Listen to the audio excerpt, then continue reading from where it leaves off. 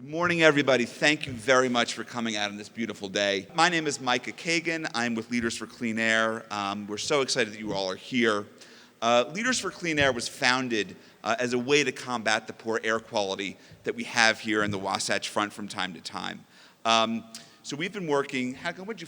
When was this organization founded? 3 years ago? 3 years ago, yeah. In January. Yeah, so we've been working for 3 years, but in July of this year, we entered into a partnership with Rocky Mountain Power, which has really been able to take this program to the next level of providing chargers to any workplace along the Wasatch Front that wants one. And our speakers here are going to talk a little bit more about why it's so important that we install chargers, why we lead this adoption for electric cars. So I'll leave that to them. But before we get started, I do want to thank a couple people. First, I want to thank and acknowledge Public Coffee House for providing the coffee this morning.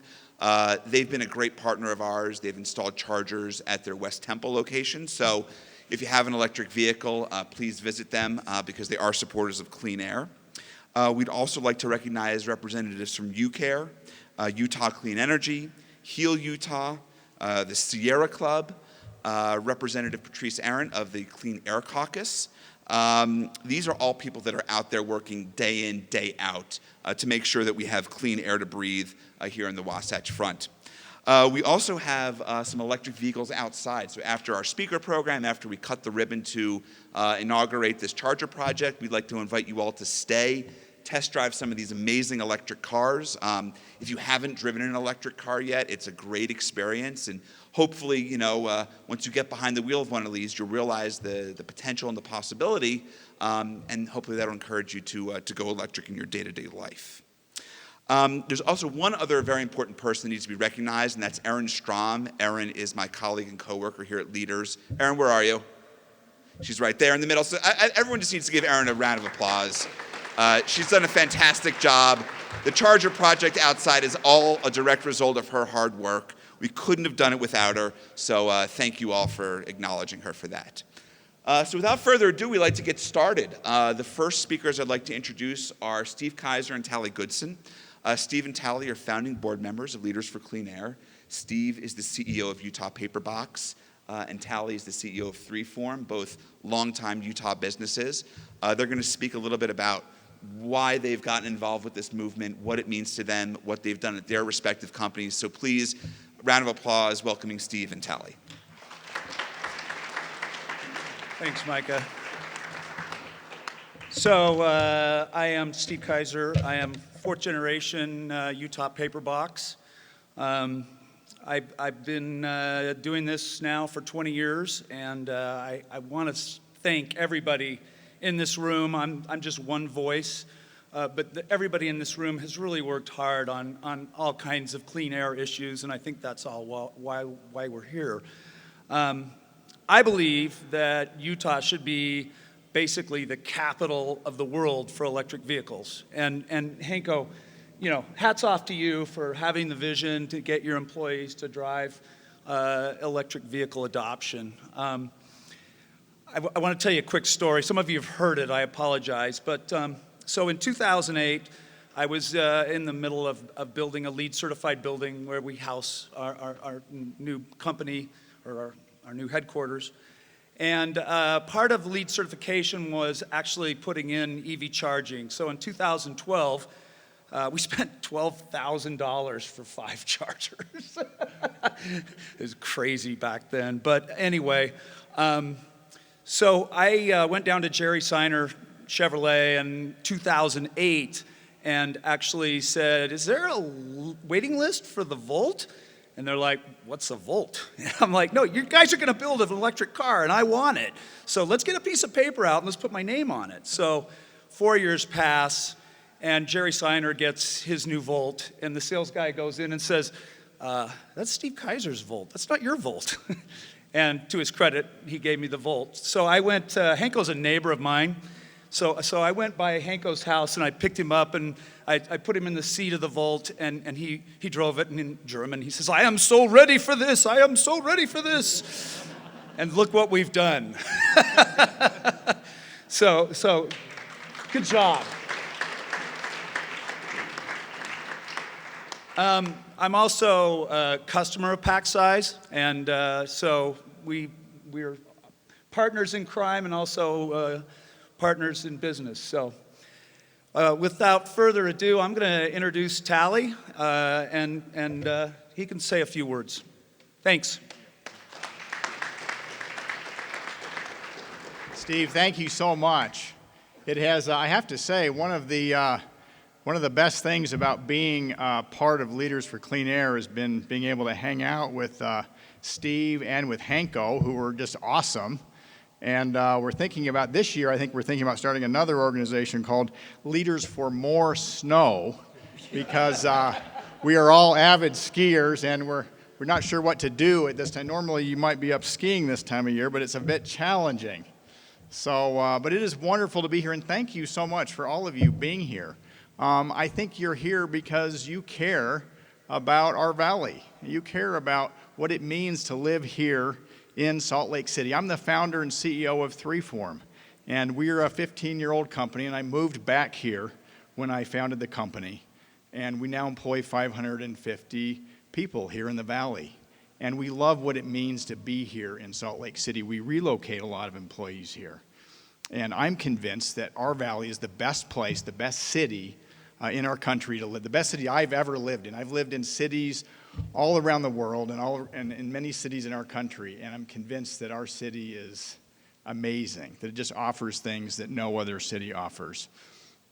I personally love the outdoors, and I've spent a lot of time and I continue to spend a lot of time. I joke the only reason I really have a job is so that I can spend more time in the backcountry and hiking and skiing and doing those things that I'm sure many of you also enjoy. So Leaders for Clean Air is trying to make a difference. We are trying to make a difference here in our valley. The one thing we have, this is probably the biggest issue that we face. We have so many positives. When I bring people here to our valley, when we're looking to relocate somebody here, or when we have a visitor, we have so many positives, and it's so easy to point out all of the amazing things that our valley has to offer. The one challenge that we have, the biggest challenge in my opinion, is our air quality here. Our air quality in the winter is really a challenge, and it impacts all of us. It impacts businesses, it impacts families, it impacts all of us to some degree. And because of that, we all need to take some kind of a role in helping to address this important issue. So Leaders for Clean Air, I'm so proud and excited to be part of Leaders for Clean Air, because this year I believe we are going to install 2,000 EV chargers. And that's amazing, right? That's fantastic. So how exciting to do that. And today what you see here is Hanko and Packsize as a company, Packsize's commitment to that. And we're going to do a ribbon cutting, and they've told me there's giant scissors. If you're going to have a ribbon cutting, you have to have the giant, do you have the giant scissors, Hanko? We've got the giant scissors, and we're going to do the ribbon cutting, and it's going to be just awesome. So thank you so much.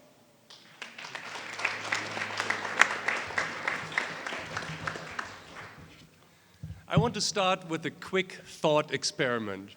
Who drives a car with a tailpipe? Okay.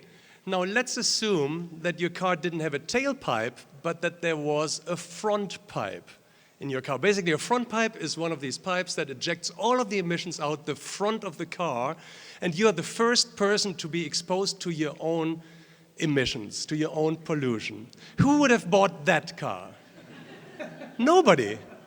Is that the reason why there are no cars with front pipes available? And the next train of thought is that really a tailpipe is a front pipe from the perspective of the driver behind you, which means that then the only difference between front and tailpipes really is who gets exposed to the emission first. That leads to the conclusion that we have created a society where nobody wants to be exposed to their own pollution, but everyone is perfectly fine exposing everyone else to their pollution. So that is a moral dilemma. And fortunately, we now have a really cool solution to get rid of that problem, and that consists out of two things. The first thing is technology. And you see the technology out there. We put up Utah's largest workplace recharging campus right here at Packsize with 53 level 2 chargers and 2 DC fast chargers.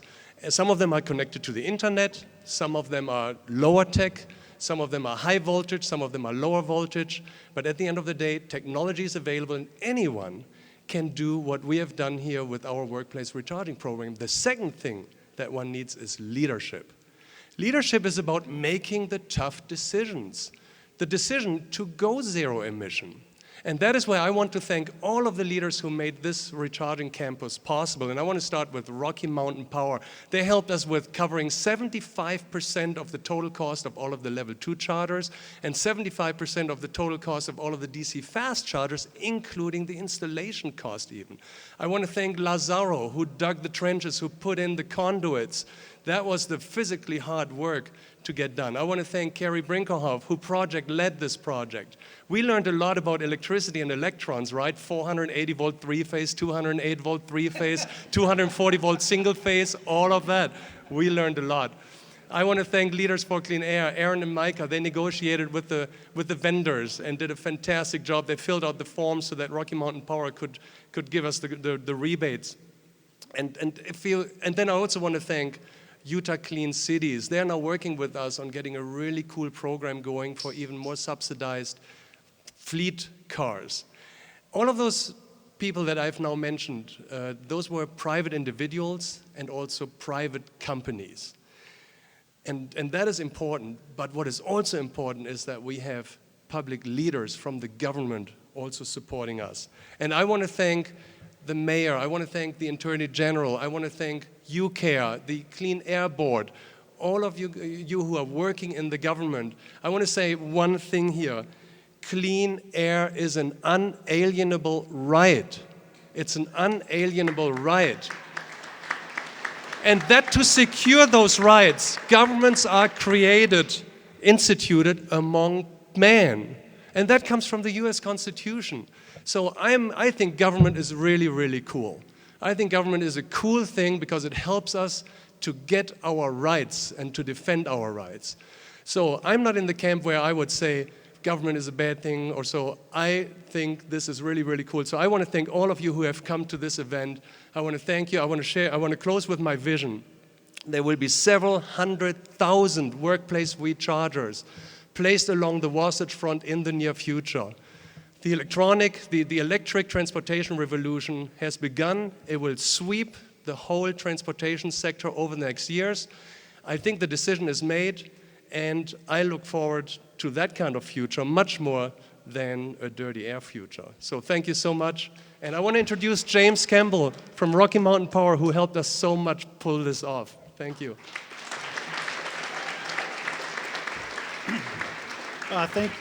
Thank you, Hanko, and I'm so happy to be here. It's so exciting. I remember, was it 2 years ago, sitting in your old offices where we were sitting down and we were plotting and scheming of how do we clean the air and how do we change the world. It was one of those bold conversations and the realization that Hanko was bringing out is that we really needed millions of dollars to make this electric transportation revolution reality. And 2 years later, I'm really happy and proud to say that Rocky Mountain Power is committed to providing $10 million in incentives to make this dream a reality. And not only are we committed to providing $10 million in infrastructure incentives, and we're partnering with Leaders for Clean Air, and which we're really excited, and they do such a fantastic job, and we're partnering with them to find those individuals and businesses that are interested in participating in this. But what we did was we said, okay, we had a nice foundation, but can we do something even a little more robust?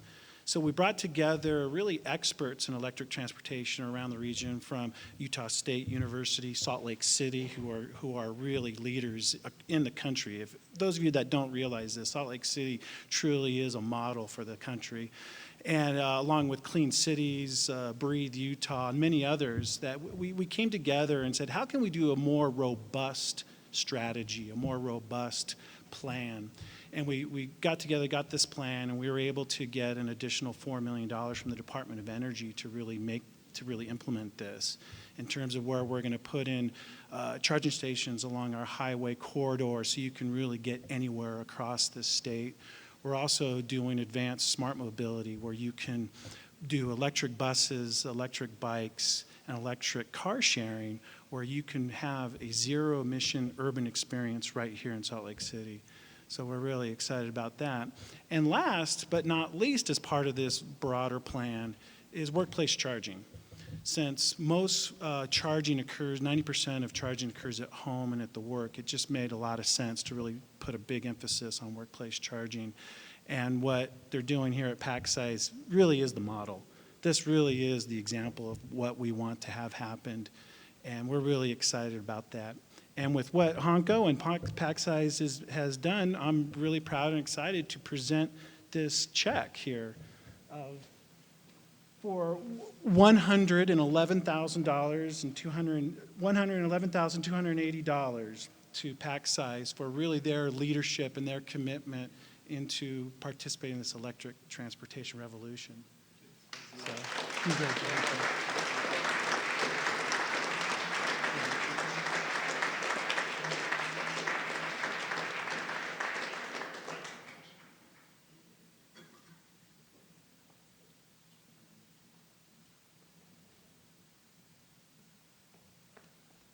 Okay, we are happy to present Mayor Biskupski from Salt Lake City.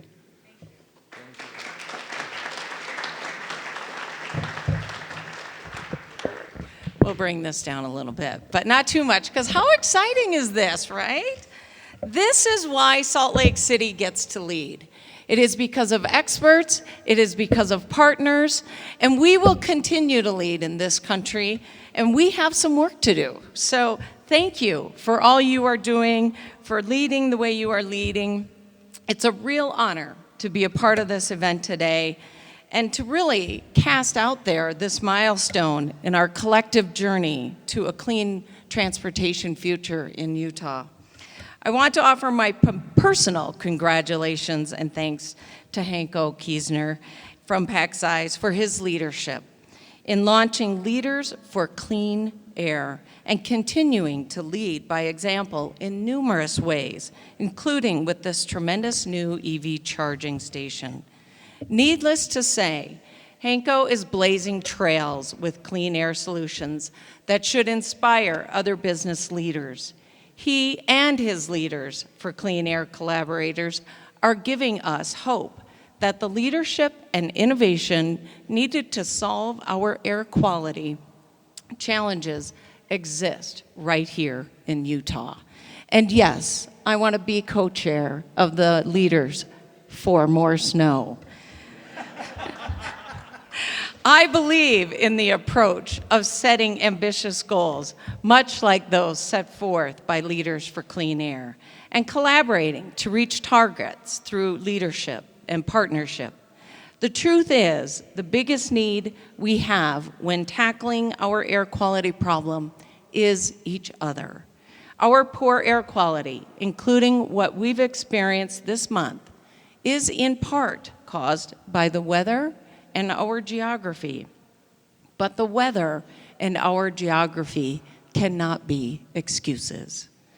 We must care about what we put into the air, and we must control what we put into the air. And that pollution, in large part, comes from our cars and other on-road transportation. The pollution we emit during inversions doubles every day.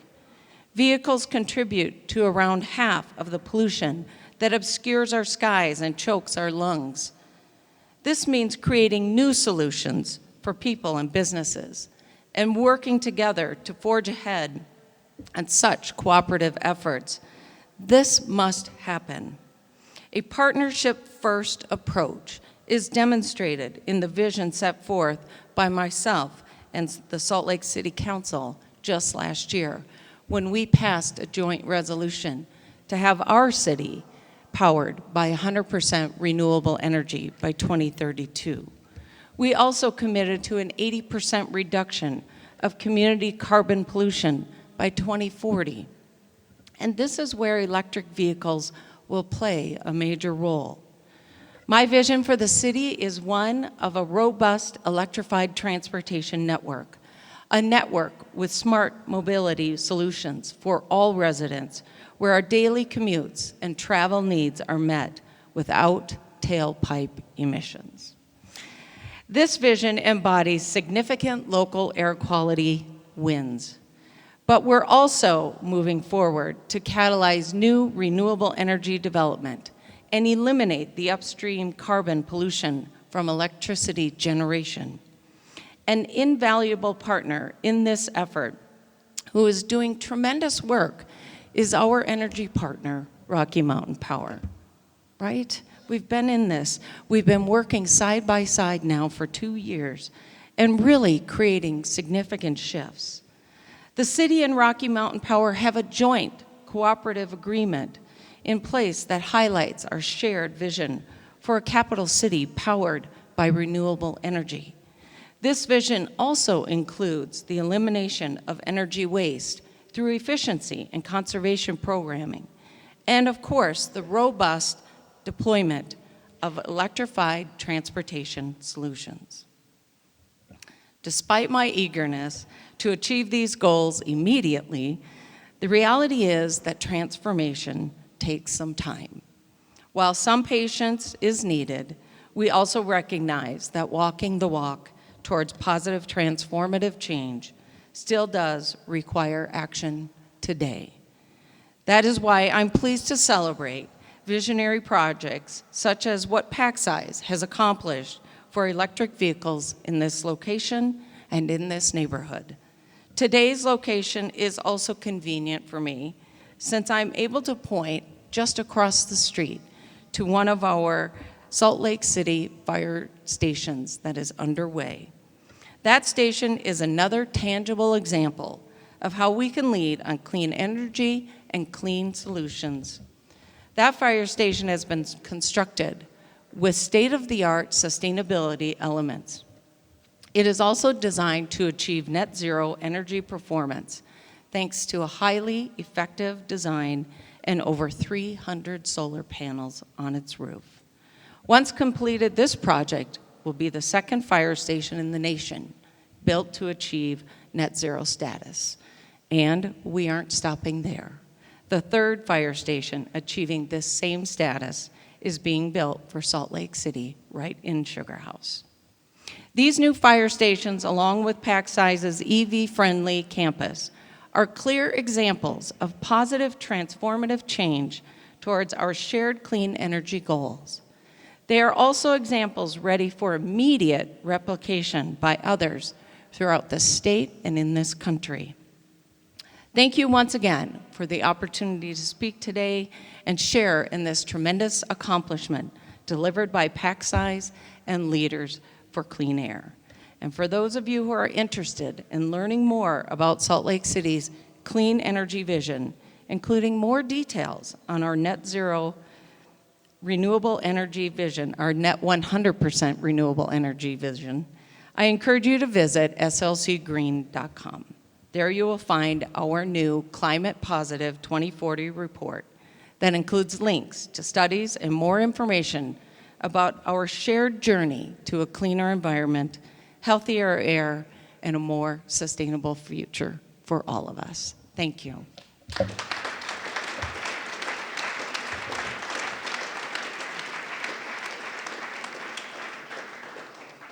Thank you, Mayor. Good morning, ladies and gentlemen, and aloha. I thought I'd begin that way because I wanted to offer just a little personal perspective in addition to what we've heard already about the great benefits to health and safety and the economy and the future of our state with regard to clean air. And that is in ancient Hawaii. Our people are taught that Wakea, the Sky Father, married the Earth Mother and populated the Kanaka Maoli and the Ali'i, our ancient chiefs, and that there is a sacred bond between us and the Sky Father, and we communicate through that in the sky, through the air.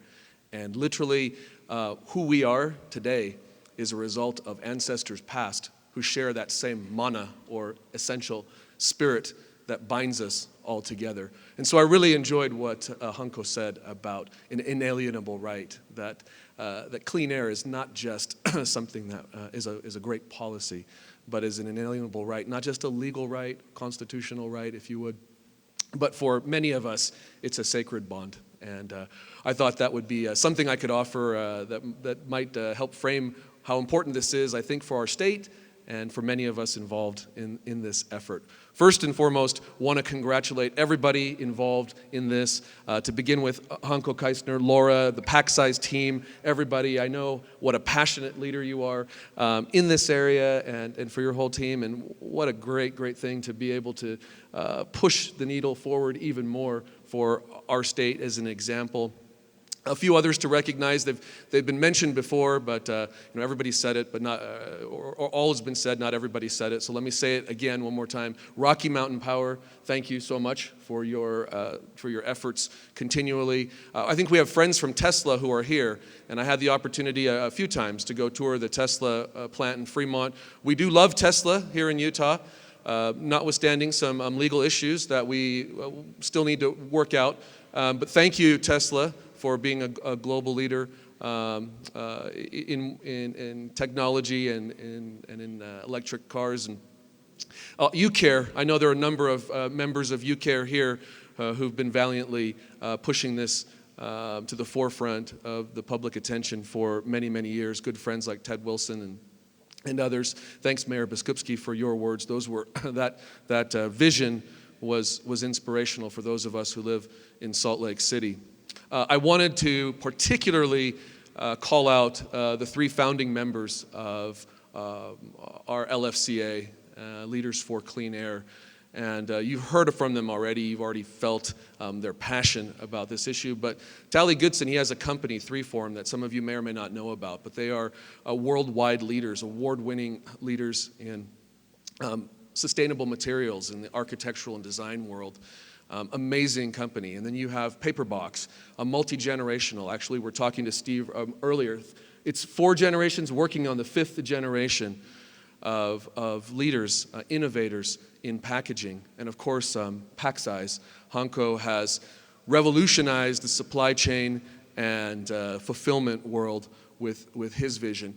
But rather than focusing just on profits and on performance, which they all do very well, they've instead chosen to allocate a lot of their scarce resources, time, talent, and their people towards this critical issue.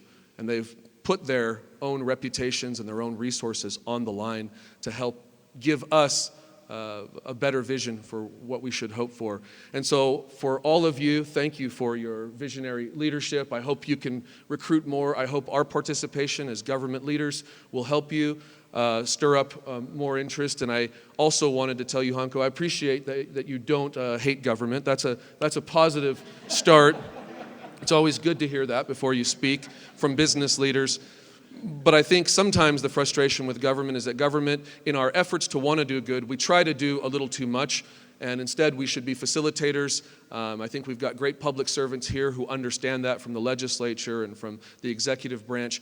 If we can facilitate and create an environment for wonderful private sector partners and nonprofit partners to come forward and really take the heavy lifting, we can, I believe, create the perfect environment to continue to push this issue forward. So my challenge is to all government agencies to step up and do even more than they've done. It was a challenge that I issued to my own office this past year, and I'm proud to say that we've taken a serious look at many ways, including rideshare, carpool, and a whole host of things. And we are proud to receive, on behalf of the Utah Attorney General's office, an EVC unit that will be installed at some point in the very near future. Want to thank LFCA, Rocky Mountain Power, all of our friends and partners who were a part of that, and tell them that on behalf of all of our hundreds of employees. Well, here awesome. it is. Thank you. Yes, in a pack-sized box nonetheless. Yes.